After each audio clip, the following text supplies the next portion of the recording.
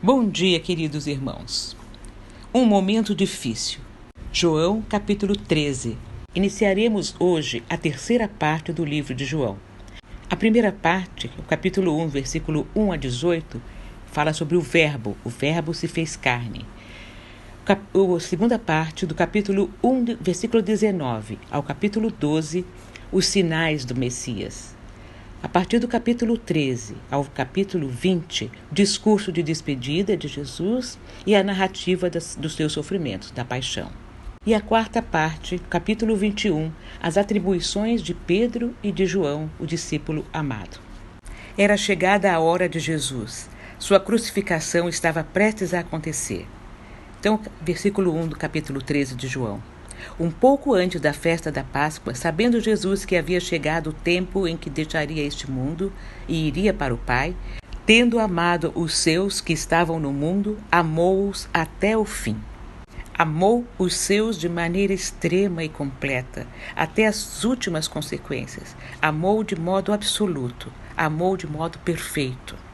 Porque Deus amou o mundo de tal maneira que deu seu Filho unigênito para que todo aquele que nele crê não pereça, mas tenha a vida eterna.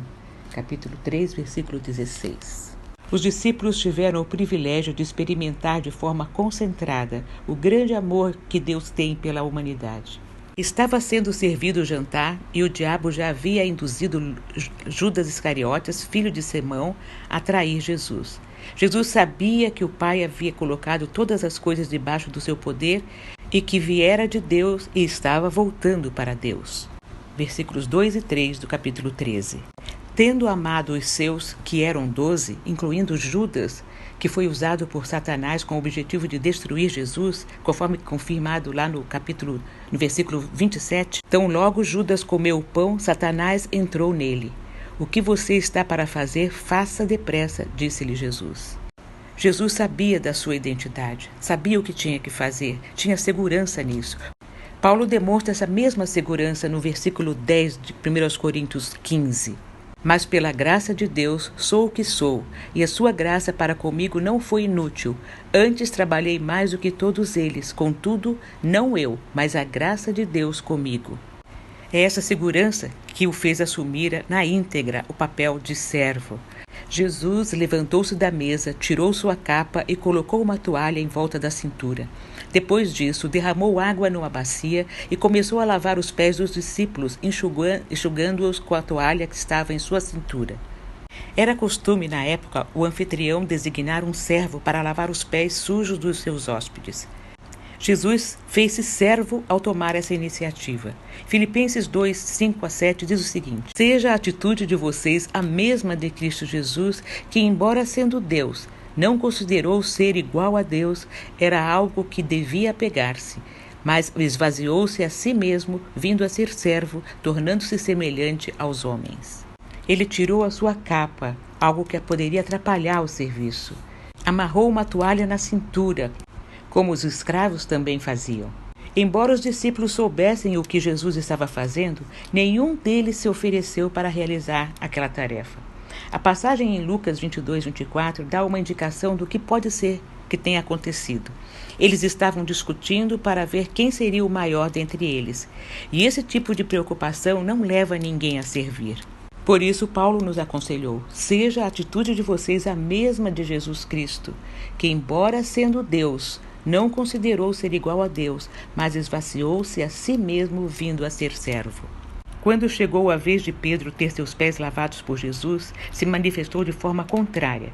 Porém, Jesus lhe disse que mais tarde ele compreenderia o que estava fazendo e que, se não aceitasse, seria prova de que não estava em comunhão com ele. Depois das palavras tão significativas de Jesus, Pedro não teve outra escolha a não ser aceitar e ainda extrapolou, pedindo que Jesus não só lavasse seus pés, mas todo o corpo. Versículo 10. Respondeu Jesus: Quem já se banhou precisa apenas lavar os pés. Todo o seu corpo está limpo. Vocês estão limpos, mas nem todos. Pois ele sabia quem iria traí-lo e por isso disse que nem todos estavam limpos. O ato de se lavar significa purificar-se. O cristão já foi purificado. Ele só precisa purificar-se dos seus pecados diários por meio da confissão. Quando terminou de lavar-lhes os pés, Jesus tornou a vestir a sua capa e voltou ao seu lugar. Então lhes perguntou: Vocês entendem o que fiz a vocês? Vocês me chamam Mestre e Senhor, e com razão, pois eu o sou. Mestre e Senhor eram títulos dados aos rabinos para dar honra a eles. Jesus lhes disse: Pois bem, se eu, sendo Senhor e Mestre de vocês, lavei os seus pés, vocês também devem lavar os pés uns dos outros. Eu dei o exemplo para que vocês façam como lhes fiz. Jesus instituiu uma nova ordenança com essas palavras? Não. Ele quis mostrar que não havia e não há hierarquia e todos devem servir uns aos outros. Ele disse para que vocês façam como lhes fiz e não o que lhes fiz. 1 Pedro 2, 21 diz assim: Para isso vocês foram chamados, pois também Cristo sofreu no lugar de vocês, deixando exemplo para que sigam os seus passos. Leio também o capítulo 1 Pedro 4, 10, Marcos 10, 42 a 45, Lucas 22, versículo 27. Agora que vocês sabem essas coisas, felizes serão se as praticarem. Versículo 17 do capítulo 13 de João. Então Jesus prediz que vai ser traído, será traído. Versículo 18. Não estou me referindo a todos vocês. Conheço os que escolhi. Mas isso acontece para que se cumpra a Escritura. Aquele que partilhava do meu pão voltou-se contra mim. Jesus estava se referindo ao Salmo 41, versículo 9. Até o meu melhor amigo, em quem eu confiava e que partilhava do meu pão, voltou-se contra mim. Ou levantou o calcanhar contra mim. Jesus não foi tomado de surpresa quando escolheu Judas. Qualquer possibilidade dos discípulos duvidarem de sua sabedoria na escolha de Judas seria dissipada e se desfaria após a sua morte e ressurreição. Ele diz no versículo 19: Estou dizendo antes que aconteça, a fim de que quando acontecer, vocês creiam que eu sou. Vocês creiam que sou o Messias. Vocês creiam que sou Deus. Vocês creiam que sou o Verbo. A partir do versículo 21, Jesus revelou a causa de estar triste. Um deles o trairia. Os discípulos não desconfiaram de Judas, pois até então ele desempenhou bem o seu papel. Eles se perguntaram quem seria e queriam que Jesus dissesse o nome do infiel. E como João, o discípulo amado, estava ao lado de Jesus, Pedro fez o sinal para que ele fizesse a pergunta: Senhor, quem é? Respondeu Jesus: Aquele a quem eu der esse pedaço de pão molhado no prato. Então, molhando um pedaço de pão, deu-o a Judas Iscariotes, filho de Simão. Tão logo Judas comeu o pão, Satanás entrou nele.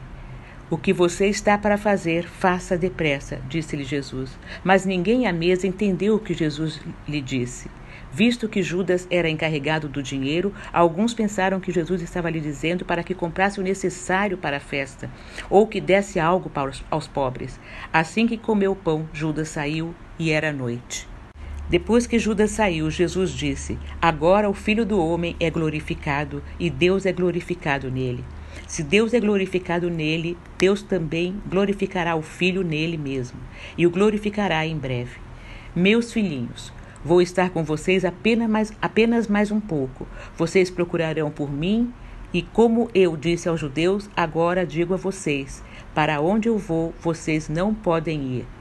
Filhinhos é uma expressão de grande ternura. Quando ele estava prestes a deixá-los, ele se esforçou para diminuir a dor da separação. A palavra filhos é frequentemente usada pelos cristãos ou dada aos cristãos como que dizendo: Deus é pai deles. Romanos 8, 14.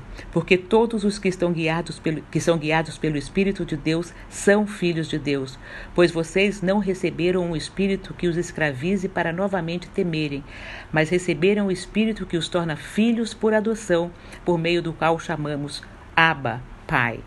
Filhinhos também precisam da ajuda e conselho de um pai. 1 Pedro 2, 2. Como crianças recém-nascidas, desejem de coração o leite espiritual puro, para que por meio dele cresçam para a salvação, agora que provaram que o Senhor é bom. Filhinhos também é usado como expressão de ternura e carinho no ensino. Gálatas 4:19. Meus filhos, Novamente estou sofrendo dores de parto por sua causa, até que Cristo seja formado em vocês. Meus filhinhos, escrevo a vocês essas coisas para que vocês não pequem. Se, porém, alguém pecar, temos um intercessor junto ao Pai, Jesus Cristo, o justo. Filhinhos, eu escrevo a vocês porque os seus pecados foram perdoados graças ao nome de Jesus. 1 João 2, 1 e 12. Filhinhos, aquele que está em vocês é maior do que aquele que está no mundo. 1 João 4,4. Jesus não escondeu o fato de que, humanamente falando, logo os abandonaria, que não poderiam estar com ele agora, mas no futuro sim, conforme no versículo 36. Simão Pedro lhe perguntou: Senhor, para onde vais? Jesus respondeu: Para onde vou, vocês não podem seguir-me agora, mas me seguirão mais tarde. Ainda confortando-os, deixou-lhes um novo mandamento. Um novo mandamento dou a vocês: amem-se uns aos outros. Como eu vos amei, vocês devem amar-se uns aos outros. Com isso, todos saberão que vocês são meus discípulos, se vocês se amarem uns aos outros. Amar uns aos outros perpetua a memória de Jesus, pois essa qualidade de amor só foi vista nele. Jesus nos amou e fez isso até o fim. Não nos abandonou. Jesus sabia exatamente que os seus discípulos não estariam ao seu lado no momento da cruz. Mesmo sabendo desde o início que Judas o venderia por algumas moedas e que aquele impetuoso Pedro lhe negaria e que logo após a sua morte voltariam a fazer o que faziam antes de serem chamados, Jesus os amou até o fim. Jesus deixou a sua casa celestial, se esvaziou. Sendo dono do ouro e da prata, se fez pobre. Sendo todo-poderoso, foi perseguido, odiado, cuspido, blasfemado e, mesmo assim, não levou em conta a vergonha da cruz e se entregou para a nossa salvação.